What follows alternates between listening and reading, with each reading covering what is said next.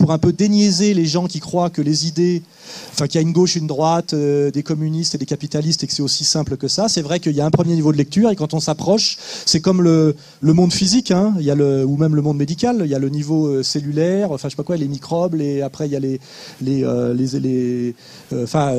en plus on s'approche dans enfin il y a des niveaux, je sais pas comment on dit là, vers l'infiniment petit ou l'infiniment grand, des niveaux. Bon, d'un seul coup on découvre un autre univers caché derrière cet univers, etc., etc.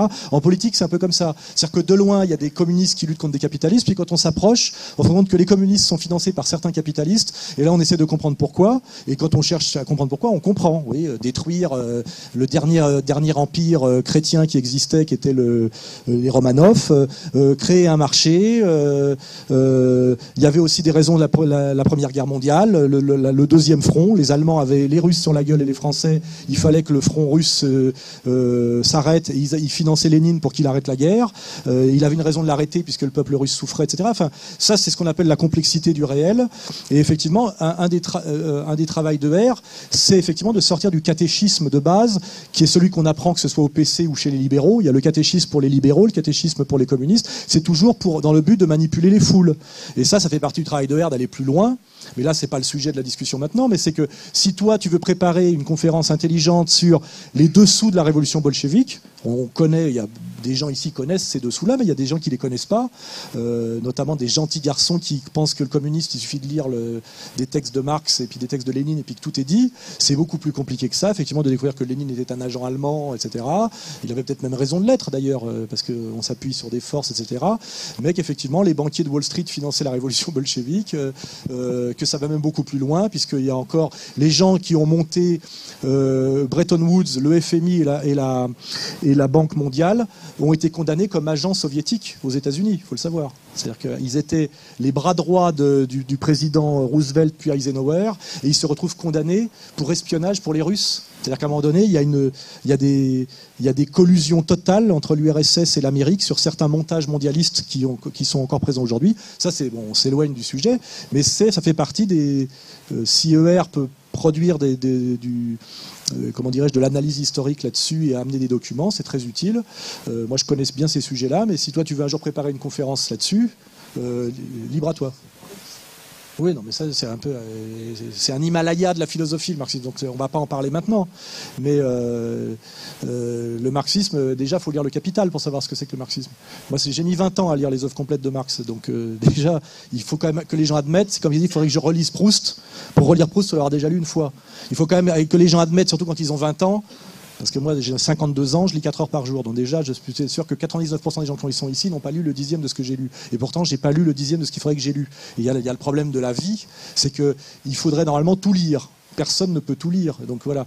Donc la question sur le marxisme, on est très au-delà de ce jeu de questions-réponses.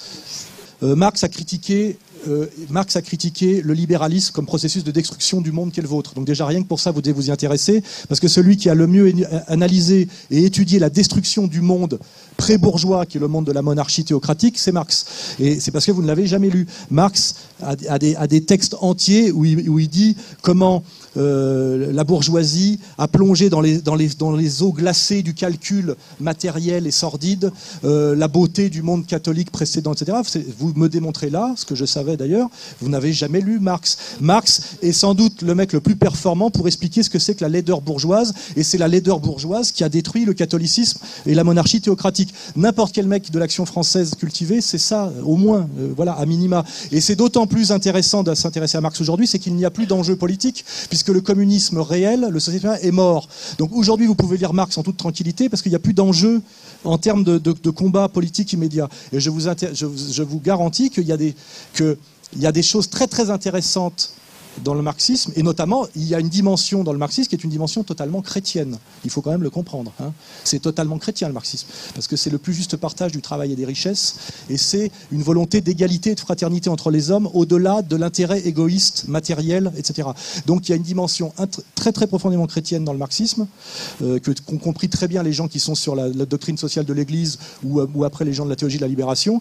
Et donc il y a deux raisons de s'intéresser à Marx. C'est une critique très très performante du libéralisme bourgeois, qui est le monde qui a détruit le vôtre, et deuxièmement, l'espoir d'un monde de réconciliation fraternelle généreux basé sur le don et la fraternité collective, qui est totalement chrétien dans son espoir. Après, tout le reste, on peut le critiquer ensemble, c'est ce qui s'est passé historiquement, mais ça, c'est un vrai sujet. On va arrêter là cette discussion, parce que on déborde, mais c'est un vrai sujet intéressant à ER, c'est que s'il y a des cathos tradis, des gens qui ont lu Marx comme moi, etc., on peut, à un moment donné, échapper au piège de l'ennemi qui a été de nous monter les uns contre les autres pour dire finalement, moi j'aime Marx pour les mêmes raisons que vous aimez Jésus-Christ. Voilà. Et ça, vous ne le savez pas, mais en fait, c'est démontrable assez facilement. Parce qu'il y a derrière le même projet de fraternité humaine basé sur le don et la générosité, et ça s'oppose au même monde sordide de l'intérêt égoïste, matériel et marchand, qui est notre ennemi à tous. Et ce monde-là a été critiqué par Jésus-Christ et par Karl Marx, même s'il n'y a pas que ça dans Karl Marx et pas que ça dans Jésus-Christ d'ailleurs. Voilà. Bon, je veux arrêter là la discussion, mais c'est effectivement un jour